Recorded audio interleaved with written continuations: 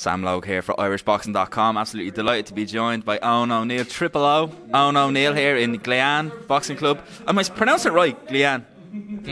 GLEANN is the Irish way, I think. GLEANN. Like we all do, we all call it GLEANN.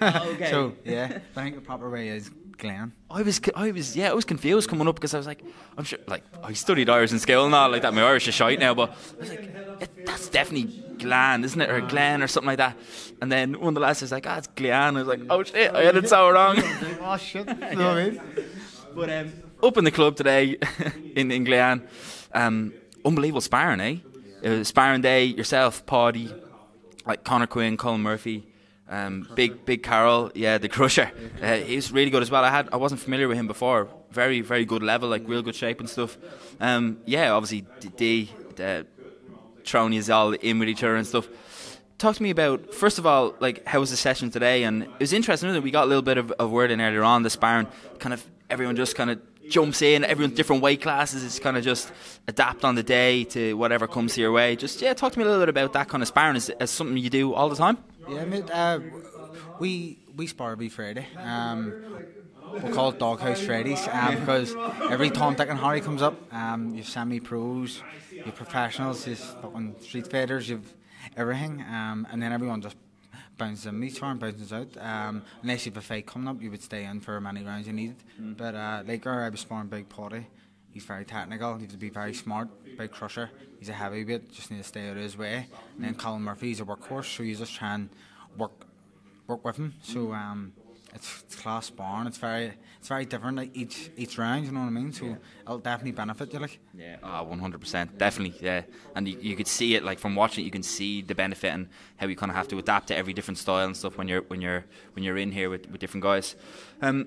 We'll just go straight to it. Like, you were supposed to have a fight. You had a good year. You had like three fights and 3 wins, and an exhibition fight with Dominic Dunnigan. But obviously, for reasons, you know, probably frustrating reasons, you were supposed to fight Jordan Latimer on the Conlon Boxing Show, which was a big platform, good show on ESPN and IFL TV, and it just kind of fell out last minute.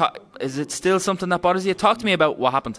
I don't even know if I'm still over it, to be honest with you. It was obviously something I've dreamed of. First TV fight, live on ESPN, on IFL, all across the world. I trained, everything was perfect, my weight was good, everything. It was my first sort of 50-50 fight, as you call it, and it was on TV and stuff, and it's sold out Ulster Hall, and I was fighting on the undercard of Lewis and Paddy. Everything was going to plan, mate. The night before the weigh-in, we were all in the sauna, and I got a phone call saying that he couldn't make weight. He was like 74 kilos or something, and my words were, I don't care about what weight he is, it doesn't matter. So I thought he was just going to turn up at the weigh-in anyway, so went to bed, made the weight, and turned up, and then I got told he didn't get on the plane. So it was very hard to take. I had about 30 people there at the weigh-in, probably had the most people there, to be honest with you, just have a good group of friends and family. And then when I got told that my fight was off, it was very hard to take in front of everyone. And then we tried to get the Dominic fight ASAP. Me and Dominic both agreed to fight each other, but the board wouldn't pass it. Apparently you need 48 hours or 24 hours or something like that there. So they wouldn't pass it. And then Jimmy Collins said, listen, we'll still stick you on the show. You've sold tickets and stuff as an exhibition. I didn't really want to do an exhibition, but it was, at the end of the day, it was good to get in there. You know what I mean? It was first fight, but your man Latimer, I don't even give a shit about him, to be honest with you. I don't know why he just didn't turn up. He lost out on a payday and all too. Like, I don't know why, but I think at the time he was meant to be getting suspended because I think he's done something like that there before. Okay. But flip him, and then me and Dominic are hopefully fight here whenever because of that exhibition, and we both agreed to fight, so hopefully it comes off. Yeah. Excellent. Well, at least something. I think at least you got to get on the card, and you still probably got a couple of quid. I don't want to put words in your mouth or anything, but you still got a few quid for it. Still got to actually fight and get under the lights, and there's a lot to be said. I spoke to Jake Haney about this before as well. He also had an exhibition with Dom Dunnigan on the previous show before that, and obviously he kind of also had the same attitude of, you know what, before he wasn't sure, but then once he had the exhibition, he was like, you know what, I still got in there and had a fight, and there was value in having the fight. So at least you got to have the fight. But it just seems like a crazy crazy encounter or instance with Jordan Latimer. I don't really, because there was a few conflicting stories, wasn't there? It was like he had his story of, oh, you guys were trying to change his money and stuff like that, and yeah, like you must have been just really furious when you heard him kind of the excuses as well, right? Yeah, at the time, I didn't really know what the crack was. Was there people lying, or was he telling the truth? I didn't know what was happening, and then his manager wrote to me on Instagram and said, "Listen, I'm sorry. I've drove to Jordan's house. He's not there. His girlfriend says he's not in, and his phone's off." And so it was just went right. So his manager is actually apologising for him and all here. So his balls basically just fell off. I don't know what happened. He just. Like he's done an interview with Boxing Pants and said he was going to stop me within the 6. So I don't know what. He must be just scared, as I say. But I'll never fight him again. But he's just. I mean, he's a balloon to be honest with you. I was a dream of mine to fight on TV and just sold out Ulster Hall and he rented for me. So it's still hard to take. Thinking about it, you know what I mean? Would you take that fight again, or would you? Yeah. Flip at me, sure, but if he does it again, you know what I mean? Flip at. Yeah. No way. Fair enough. So, talk to me about what's coming up for you this year. Do you want to be... Silly question. Of course you want to be busy.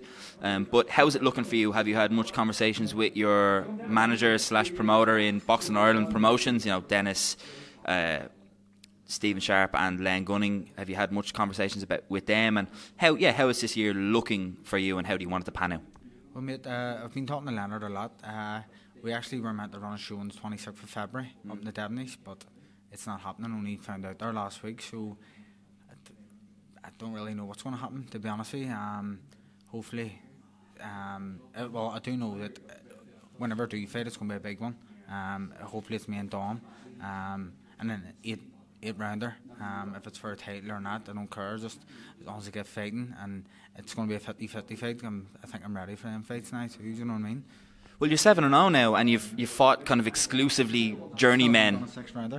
Still haven't done a 6 rounder, right? So exactly, where's your head at? Is it just are you kind of at that stage now where you just want to push on and fight like hard fights, like fights where it's possible that you could lose? You know what I mean? Like the likes of a Don McDonaghan fight is like a legit fighter who, on his day, you know, you have a bad day, he has a good day, you might lose that fight, right? That fight actually means a lot to me. It's more than what the Latimer fight would mean. Dom beat me in the Ulster final in 2017. Okay. It was a close fight. It could have went either way, but he got the decision. So I would love to get revenge against him, and it means a lot too. Like, he brings a good crowd. Yeah. To his fights, I bring a good crowd, so why not? And we're both sound each other too. So, yeah. But then if we're agreed to fight each other, maybe or maybe a bit of, I don't know, beef or who knows. But I definitely would love to fight Dom next. Like. Yeah. And is the goal... It just proves in the exhibition. Yeah. Not many people seen it, but the exhibition was a cracker. Yeah. You know what I mean? There was maybe 20 people in the arena, and it was a class scrap, like, you know what I mean? So is the goal going forward to try and fight like more all-Irish fights and have these kind of more like 50-50 build fights like what you and Dom would be? Is that the goal? And we've seen like Robbie Burke and Jamie Morrissey do it, and it seems like it's maybe inspired alongside kind of COVID and the problems that's brought. It maybe has slightly inspired the rest of the fighters to kind of go, do you know what, we need to fight each other, and there's so many benefits of it. The fights are good, we can attract attention, sell more tickets, get a few quid. Like, there's a lot to be said for kind of jumping in early with guys around your same level as you. Is that something that is that your mindset now? Are you thinking, let's do that, like that's what we want? Well, mate, I think I've started my apprenticeship in the journeyman. I've 7 fights, 7 wins, all points, all 4 rounders. I think, like, I'm coming 27 this year. I'm 26 here at the minute. I want to be a champion. I want to make dough. I want to be successful, and I think the only way to do that is to have them fights now and get the wins, and then just push on. Yep. And then hopefully fight for titles, if not next, or in at least another 2 fights. So, yeah. What do you think of the option or the route of going in with, like, say, some bigger names? Like, are you open to that, to be in like the away corner fighter? Because I was just thinking there, you're at that stage now where you're 7-0. If you have a Dom fight, say you win that fight, obviously close fight, say you win that fight, you go 8-0. All of a sudden you start to become attractive to say, some world level guys, or not world level, but, you know, international guys or British guys who are being brought through, would you take that route as well, like that kind of B-side and take a big risk route, or would you like to kind of push steadily and keep kind of backing yourself, if you know what I mean? I don't know, mate. I think I'll just keep doing it the way I'm doing it. Like, I'm only 26 too. Like, I know I'm coming 27 this year, but I've still a long way to go. Like, so just see what happens. As long as the next fight's going to be 50-50, and then I'll just take it as it is. If I get the win, then go for an Norman. See what happens. How important is money when you consider fights, especially as you start to push into these harder fights, you know, 50-50 kind of build fights? That's, I suppose, the angle I was coming at with those. Say, if you were offered a fight, you know, on a big promotion against kind of a prospect from England or something, is it how much does money play a factor in your decision to take a fight? Depends what it is, doesn't it? Depends on what it is. I don't really know. I don't know, mate, until I get asked. You know what I mean? Yeah, I actually don't know. Well, I haven't made no money yet boxing, so hopefully these 50-50 fights and start making a few quid, and then just, if money doesn't mean nothing to me, because I've just paid for most of my fights. I've paid the money to go and fight journeyman and stuff. So maybe if I got a big purse, I would change my mind on do things. I actually don't know what. You know what I mean? Yeah. You can't know until it happens, right? Simple as that. You know what I mean? I want to talk a little bit about Dee Walsh, who has been nominated for Trainer of the Year on the IrishBoxing.com Awards, obviously alongside some massive names like Andy Lee and Pete Taylor, Zora Anthea, Shane McGuigan, like massive names in the boxing world in general. Just a quick kind of word on Dee and the work he's done with you, and how, like, I shouldn't have opinions, but watching you in sparring there, you seem to be like massively improved to the last time I saw you. So yeah, talk to me about how much of an influence Dee has, and your opinion on him being nominated for a great award in good company like that. Yeah, well, I definitely think he should win it. We've had some great wins. Lewis, two fights, is it? Since he's won the European, and then 2 fights this year, I think. Or no, 3. He's won the European, then defended it twice. Big body, both knockouts. Then myself, I'm 10 times a fighter. I was even last year. I'm 10 times a fighter I was since my last fight. You know what I mean? And it's all down to Dee, just doing drills and sparring and all. So flipping Dee is the man. Like, we're all doing brilliant. Like, everyone that comes up and watches the sparring who hasn't seen us in a couple of months goes, he's got 10 times better since I've last seen him. Like, for example, yourself, and you only seen me in June. You know what I mean? So whatever he's doing, it's working, and just hopefully he does win it, because he does deserve it. Like, definitely. Yeah. No, well said. Is there anything you want to add before we go? 000 said in the row, the boy says. Like Paddy walking out the door, I said. Brilliant. Owen and Neill, thanks very much for talking to IrishBoxing.com. Thank you, appreciate it.